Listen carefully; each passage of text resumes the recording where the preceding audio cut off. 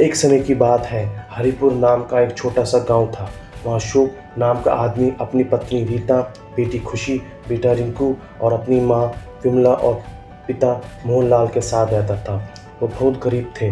अशोक अपने घर में अकेला ही कमाने वाला था। अशोक के पिता की ज़्यादा तक बीमार ही रहते थे। वे सब एक छोटे से कमरे में रहते थे। गांव के सभी लोग अपने घरों में एसी और कूलर की ठंडी ठंडी हवा में सोया करते थे। एक दिन रात के समय सब सो रहे थे, अचानक पंखा बंद हो जाता है। बहू, तू जरा देख तो, लाइट आ रही है, पंखा क्यों नहीं चल रहा? खिड़की को खोल कर देखा तो ठंडी हवा चल रही थी। बहुत गर्मी थी, किंतु उनके घर का ही पंखा नहीं चल रहा था। वो लकड़ी को देखता है तो लकड़ी हिल रही थी। खिड़की को देखता है तो खिड़की खोलने के बाद देखा तो घर में लाइट नहीं है। बाहर सब गांव वालों के पास लाइट थी, पर उनके घर में उस दिन लाइट नहीं थी। माँ जी, सबके घर में तो लाइट आ रही है, पर हमारे घर में क्यों नहीं आ रही? वो अपने घर का बटन दबाते हैं और देखते हैं तो लाइट तो है, पर पंखा नहीं चल रहा। वो बटन दबाकर देखती है, लाइट तो होती है, बस पंखा नहीं चल रहा होता और ना तो बाहर हवा चल रही होती है। वे गर्मी से पानी पानी हो जाते हैं। रिंकू और खुशी आपस में लड़ते हैं। कोई इधर लड़ता है, कोई इधर लड़ता है, कोई इधर भागता है, कोई इधर भागता है। बस करो, तुम दोनों पहले ही गर्मी से हालत खराब हो गई है। माँ, मुझे गर्मी लग रही है और नींद भी नहीं आ रही। मुझे पंखा कर दो। ठीक है, करती हूँ, तब तुम सब सो जाना। अगर तुम थक जाओ मुझे बता देना, मैं पंखा कर दूंगी। कोई बात नहीं, मैं कर दूंगी। आप दिन भर काम करके थके आए हो, मैं कर दूंगी। आप लोग सो जाओ। वो जैसे तैसे अपनी रात काट लेते हैं। बेटा अशोक, देखो तो इस पंखे को क्या प्रॉब्लम हो गई है, ये क्यों नहीं चल रहा? मैं भी देखता हूँ। माँ, ये पंखा तो खराब हो गया है, इसे खोल कर देखता हूँ। वो पंखे को खोलकर देखता है, पंखे की पंखड़ी टूट जाती है। हाय हाय, पहले तो चल ही नहीं रहा था, अब तूने इसे तोड़ दिया, अब हम क्या करेंगे?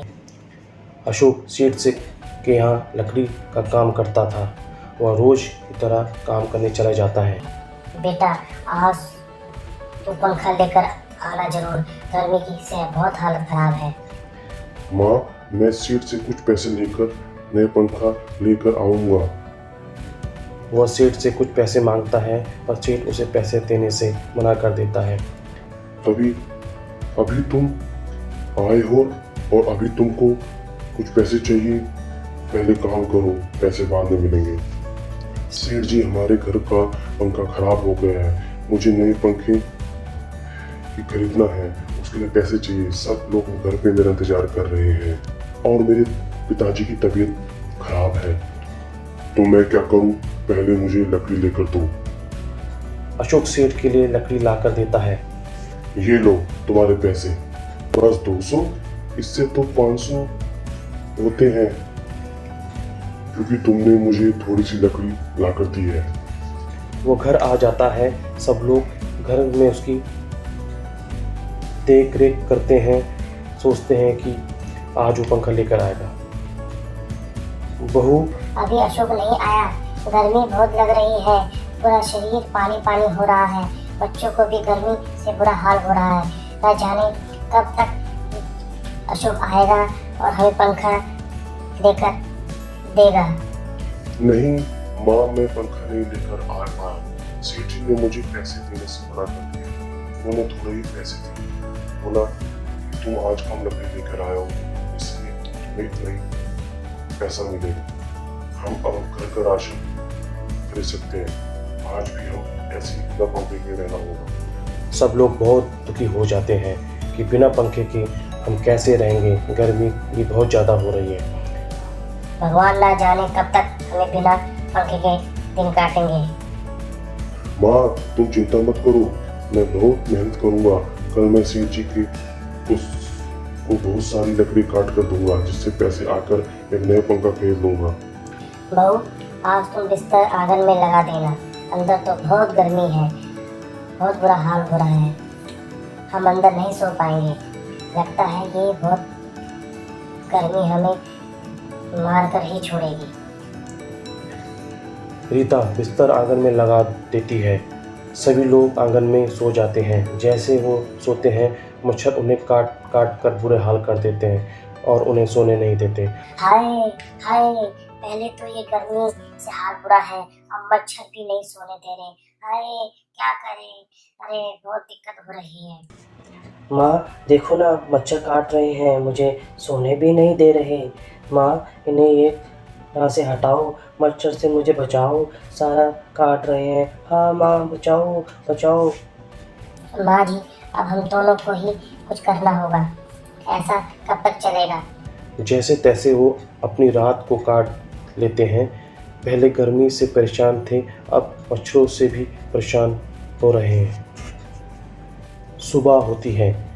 रीता और उसकी सास जंगल में चले जाते हैं। माँ जी, हमें जंगल से लकड़ी काट कर उन्हें बेचेंगे, जिससे हमें पैसे मिलेंगे और हम नया पंखा खरीद सकते हैं। हाँ बहू, ठीक कह रही हो, हमें ऐसे ही करना होगा। उन्हें जंगल में एक सूखा पेड़ दिखाई देता है। वो सूखा पेड़ बहुत ही खूबसूरत होता है। ना उसमें कोई पत्ते होते हैं, दिखने में बड़ा आकर्षित होता है। माँ जी, इस पेड़ को काट देते हो। यह सूखा पेड़ है, इसे बेचकर हमें पैसे मिल जाएंगे। ठीक है बहू, इसे काट दो।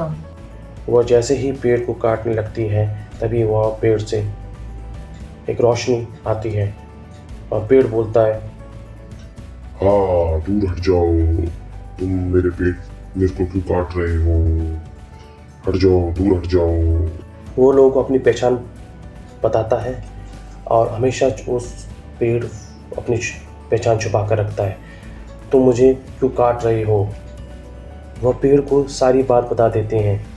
तुम मेरी ये शाखा लेकर जाओ और पंखा इससे बना देना, तो तुम्हें कूलर और एसी से भी ज़्यादा ठंडी हवा मिलेगी।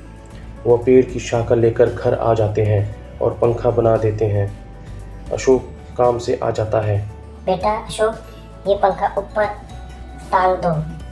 पर माँ, ये तो शाखा है और ये तो लकड़ी से बना है, इससे कैसे हवा आएगी और ये पंखा कैसे चलेगा? वह अशोक को जंगल वाली सारी बात बता देती है और उसे ऊपर टंगा देती है। वो पंखा की तरह चलने लगता है। सब देखकर हैरान हो जाते हैं कि ये बिना बिजली कैसे चल रहा है और एसी कूलर से भी ज़्यादा ठंडी हवा दे रहा है। वह पंखा तभी अचानक से बोलने लगता है, हा, देखा, मैं हूँ जादुई पंखा, मैं तुम्हारी सारी समस्या हल कर दूंगा। तुम बोलो, तुम्हें क्या चाहिए, मांगो। मेरे पास बड़ा घर होता तो हम सब मिलकर वहाँ पर रहते और हमारी सारी समस्या हल हो जाती।